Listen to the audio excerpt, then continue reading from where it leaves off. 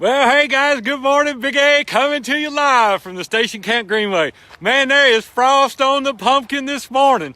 I got to get my long johns out to do these walks from now on. It is a cold gentleman this morning on the Greenway. Man, I hope you guys are killing it today. I hope this week has been fantastic for you.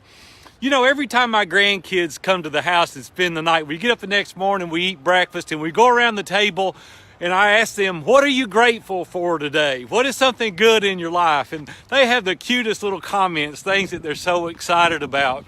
When we start the mastermind group meetings every single day, first thing we talk about are wins. We say, man, I killed it this week in this area. I did great at home. Whatever the case may be, we start out with wins. Every Monday morning, 9 o'clock, our whole team meets virtually on Zoom. First thing we do is give us your wins. Where are you killing it? Where are you crushing it?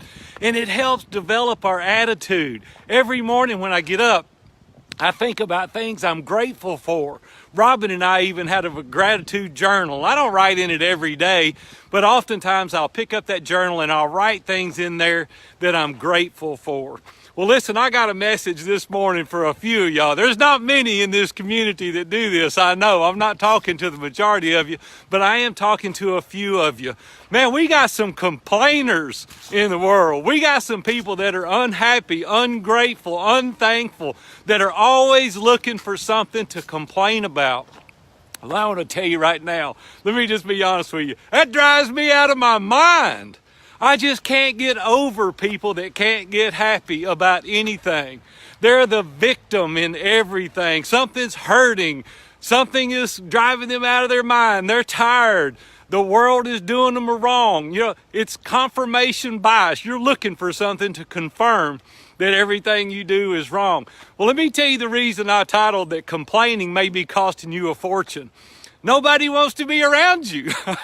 I'm just being honest with you. There's private conversations going on right now behind your back with your friends that go like, we're not inviting him to the party. He's not going to be on the board of directors. There's no way I would ever invite that guy to be a part of our business or to be on our team, because you gripe nonstop. You're complaining about something nonstop. Now, I'm not talking about people that have legitimate complaints and they deal with the facts and they move on and they change their attitude. That's not who I'm talking about. I'm talking about you that can't get happy about nothing. Your own spouse don't want to be around you. Your kids don't want to be around you. You don't even like yourself. I want to encourage you today to change that. Say that used to be me, but today I'm going to get people around me that's going to help me make it's cold, gentlemen, out here. I'm shaking like a leaf this morning. It is so cold. Well, I want to encourage you today, man, to get around some people that can help you overcome that. If you can't do it alone, and quite honestly, you probably can't. We were designed to be in community. You got to get people around you that can help you, encourage you, and lift your arms up and help you work through those difficult situations.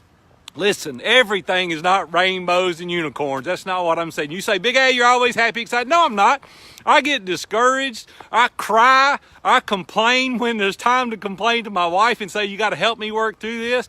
Listen, I'm not perfect. I got so many flaws in my own life. I feel guilty sometimes encouraging you because I'm like dealing with some of these same issues myself. But overall, intellectually, I know that you complaining all the time is not good for you or your family, and it probably is costing you a fortune. So I want to encourage you to get around some people that have a great attitude. I want to bring you up to date on a real encouragement to me. About a year ago, a friend of mine, Jim Cockrum, his house caught on fire. And I called him up on the phone as soon as I found out. And as soon as he answered the phone, I said, Jim, are you okay? He said, I'm just so grateful. I said, Jim, have you watched the news? Have you heard your house burnt down? And he started laughing. He goes, Big A, the truth of the matter is my whole family was at home when that happened. 5 kids and his wife. And he said, praise God, nobody got hurt. And I thought, man, what an attitude to have from a guy, his house just burned down. So obviously we stay in contact because we're good friends. We've been in mastermind together for years. And talked to Jim just a couple days ago, and he said his house is rebuilt better than ever. And you say, well, yeah, sure, the insurance company took care of it. No, they didn't either, because he got really burned on a lot of those things related to his insurance. But you know what his attitude was? I needed to purge that stuff anyway. I'm talking about nice stuff that he lost, but his attitude was maybe that stuff was distracting me anyway. And he said, Big A, by the way, my business is better than it's ever been. You know why? Because his attitude. He's looking for areas to improve. He's saying, what can I learn as a result of having gone through this? And I'm thankful that my family, the most important thing, is safe. Man, do you look at things like that? Or would you be curled up in a fetal position underneath your desk if something even lesser than that were to have happened to you in your life? Guys, I want to be honest with you. I don't want complainers in my life. I want people to tell me the truth. That's not what I'm saying.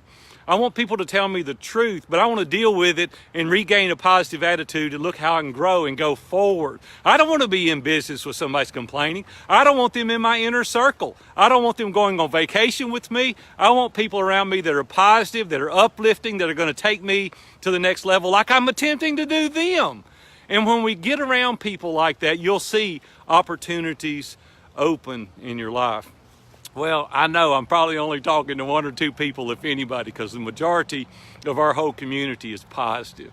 But I do seriously want to encourage you guys today to take a self-evaluation to see where you're at as it relates to complaining.